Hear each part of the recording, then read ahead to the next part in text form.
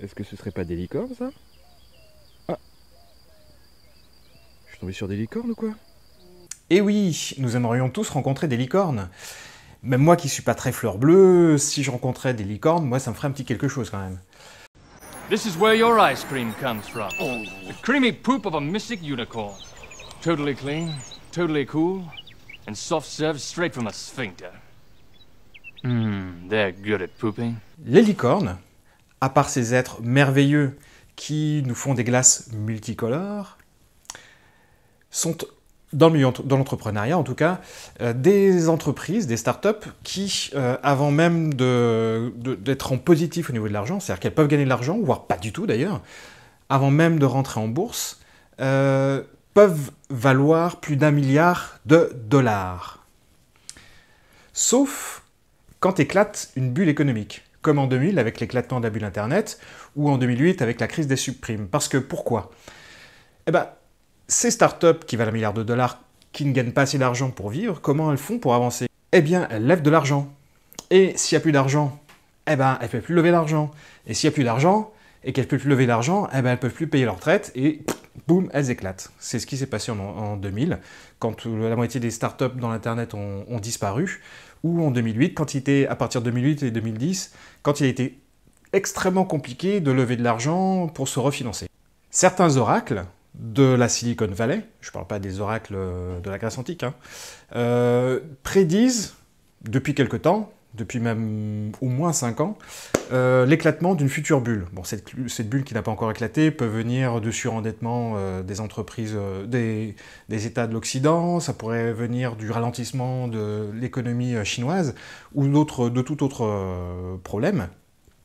Quoi qu'il en soit, on prévoit l'éclatement d'une bulle, et donc à nouveau une disparition massive des licornes. Or, ce que dit Katharina Fake, c'est que après l'éclatement d'une bulle, qui ressemble à une bombe atomique, il nous restera quoi? Les licornes auront disparu. Il restera les bestioles qui résistent à l'atome, l'explosion des bombes atomiques. Et ce sont, je vous le donne en mille, les cafards.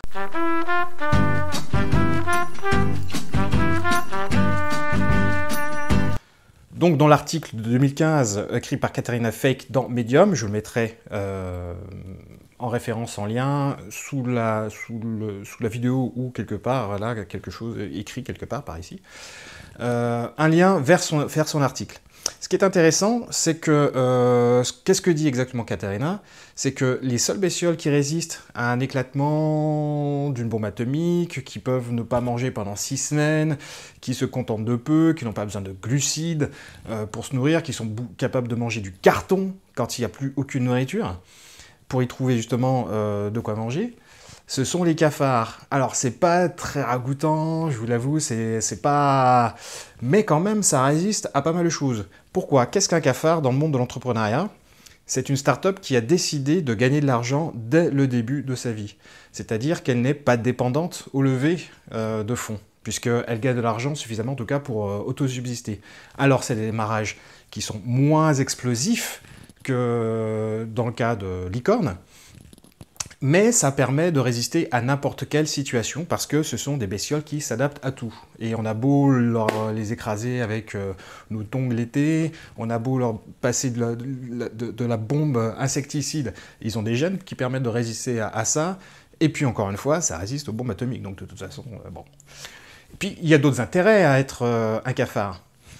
Si vous n'avez pas besoin de lever l'argent, quand vous négociez pour lever les fonds, par exemple pour accélérer le projet, eh ben, vous êtes moins dépendant des négociations. Parce qu'un investisseur, quand vous lui montrez votre business plan, il va dire « Ok, moi je vais vous suivre pendant quelques temps », ou il ne le dit pas comme ça, mais il va vous dire « Revenez dans quelques temps et je vais regarder ce que vous faites. » Entre-temps, il va voir si vous avez évolué comme vous l'aviez indiqué dans votre business plan, et puis surtout, il connaît votre plan de trésorerie, donc il sait quand est-ce que vous allez chuter, quand est-ce que vous allez prendre le mur économique. Donc, 6 mois plus tard, quand il vous revoit et qu'il sait que vous n'êtes pas très loin du mur, et surtout qu'il sait que vous n'avez pas eu d'autres qu'il n'a pas de compétiteur, lui, en face de lui, pour lever de l'argent, eh ben, il est en position de force pour négocier. Pour négocier un peu tout et n'importe quoi, en tout cas, pour rentrer assez fortement dans votre société. Et puis aussi pour prendre un certain contrôle. Exemple. Eh bien, mon petit Sergio, je suis heureux d'enfin pouvoir investir dans votre entreprise, vous savez. Moi aussi, monsieur, moi aussi, vous ne savez pas à quel point. Eh bien, je voulais en profiter justement pour vous proposer, pendant ce moment heureux, qui ressemble un peu à un mariage finalement, une idée de mon cru. Et si je devenais président de votre société? Oui, mais non, mais enfin, c'est pas une idée, enfin, c'est pas quelque chose dont on avait discuté pendant les négociations, non? Enfin, je veux dire... Soit, mon cher Sergio, vous êtes un entrepreneur né, vous créez des startups, vous savez vous adapter. Oui, je m'adapte.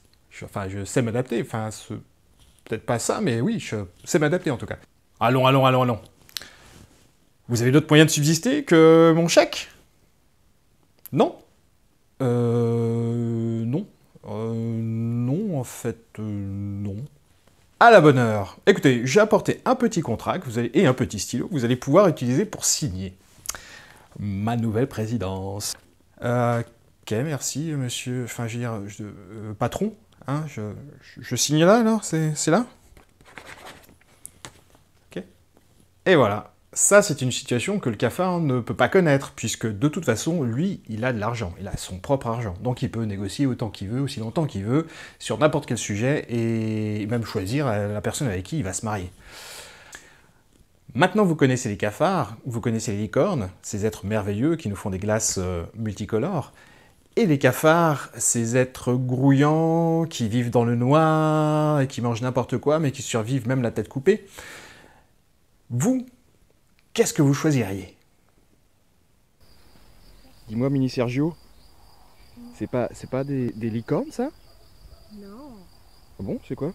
c'est des alpagas. Ah bon? Ah mince, moi je pensais que c'était des licornes, que j'avais trouvé tout un champ de licornes. Les licornes, ça n'existe pas. Ah mince. Je suis déçu. Ah zut. D'accord, t'es sûr? Oui. Ok, d'accord. Bon. Bah ok, bah tant pis. Licorne ou cafard, le débat est lancé et j'attends votre avis dans les commentaires. Vous pouvez aussi vous abonner à ma chaîne YouTube Startup Sergio ou à mon LinkedIn Startup Sergio ou encore visiter mon site internet startupsergio.com.